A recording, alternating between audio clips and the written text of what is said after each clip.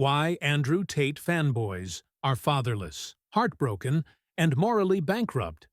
Let's dissect the psychological disaster that is Andrew Tate worship. These aren't alpha males. They're damaged men clinging to a surrogate father figure who validates their worst impulses while exploiting their deepest wounds. 1. The absent father wound. Most Tate disciples are walking father wounds. They never had strong masculine role models, so they're desperately seeking validation from any man who appears confident and successful. Tate becomes the daddy they never had, telling them they're special, that their anger is justified, that their failures aren't their fault. This isn't admiration.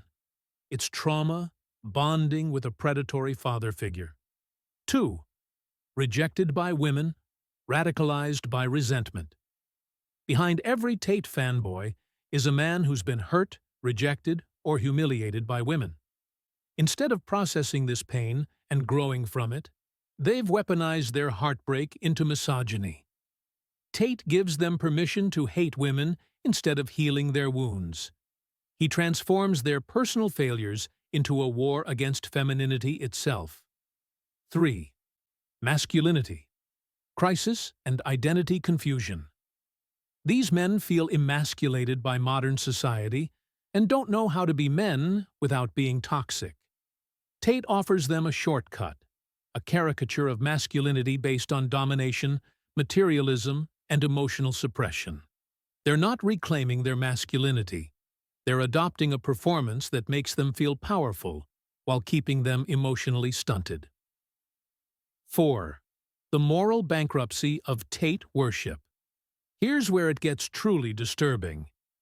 Andrew Tate has been credibly accused of human trafficking, rape, and running organized crime operations that exploit vulnerable women. His followers either deny these allegations despite overwhelming evidence, or worse, they don't care. They're so desperate for validation that they'll worship a man who allegedly profits from women's suffering. 5. Cognitive dissonance and willful blindness. Tate fanboys perform Olympic-level mental gymnastics to ignore his criminal allegations. They claim it's all false accusations or matrix attacks because accepting the truth would shatter their fantasy father figure. This willful blindness reveals their complete moral collapse.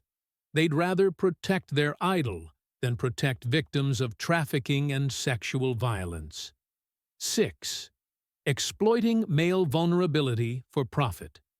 Tate is a predator who identified the market of broken, fatherless men and built an empire exploiting their pain. He sells them courses, mindsets, and validation while allegedly funding his lifestyle through criminal enterprises. His followers are paying to be manipulated by someone who sees them as walking ATMs, not men worthy of respect. 7. The ultimate beta behavior. The deepest irony? Worshipping Tate is the most beta behavior imaginable. These men have surrendered their moral autonomy to a man who allegedly traffics women and runs criminal enterprises. They've made another man their god, adopted his thoughts as their own, and defend him more passionately than they'd defend their own mothers. This isn't alpha. It's pathetic dependency. 8. Trauma, bonding with toxicity.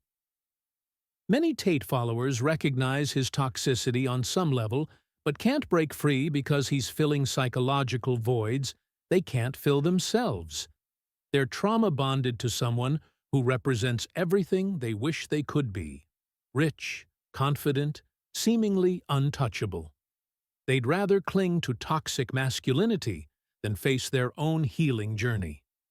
Bottom line, Andrew Tate worship is the intersection of daddy issues, heartbreak, and moral bankruptcy. These men aren't reclaiming their masculinity. They're surrendering it to a man who allegedly profits from destroying women's lives. Real strength means healing your wounds, not weaponizing them. Real masculinity means protecting the vulnerable. not worshipping those who exploit them. If you need Andrew Tate to feel like a man, you've already lost your way.